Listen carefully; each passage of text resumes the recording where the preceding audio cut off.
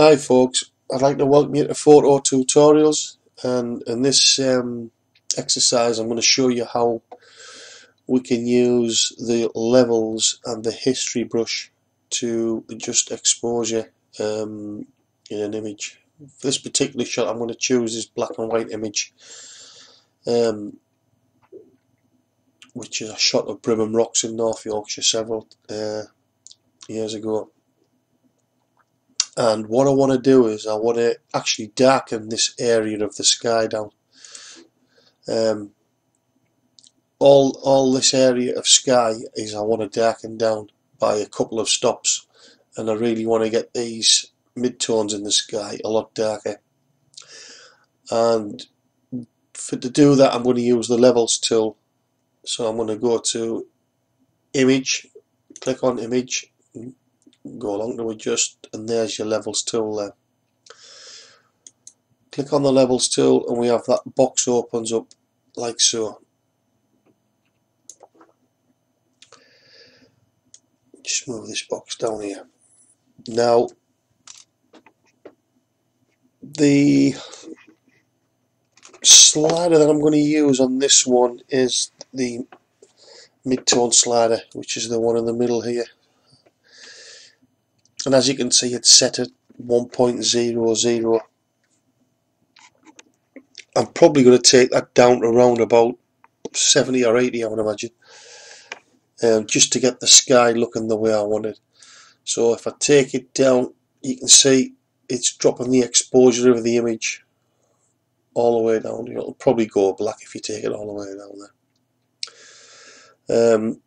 Yeah, so it's going to be round about the 70 or the 80. In fact, so 65 actually looks quite good to me. So I'll leave it at that. Now, obviously, if you look at all of the foreground and all this rock area here, it's dragged that exposure down across the whole image.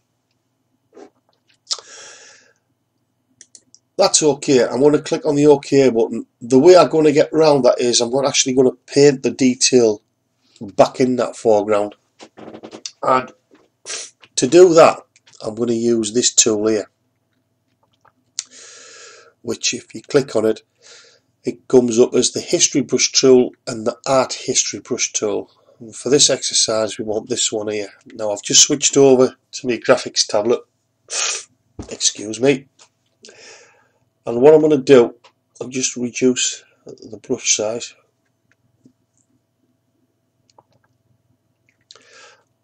I'm just going to paint on this shaft of this tree. I'm just going to paint, as you can see, you probably see a little bit of detail going back in that tree there.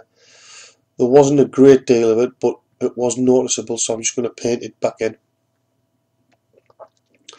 And what I'm going to do is I'm going to oversize the brush. It's larger than what I actually need, but I'm just going to paint all that detail back into this large surface area here. And then what we'll do is we'll reduce the size of that brush down again when we come to do the edges. And as you can see, all that detail is now coming back just using the history brush tool. Now once we've got most of that done, we'll take that back down to the finer brush and we'll just cut in those edges there as it comes up to the sky. Don't forget, we don't want to touch the sky because we've just reduced the exposure on that using the levels. So try not to go into the sky. And the good thing about this technique is it's quite simple, it's very effective, and you're not using multiple layers to achieve this effect.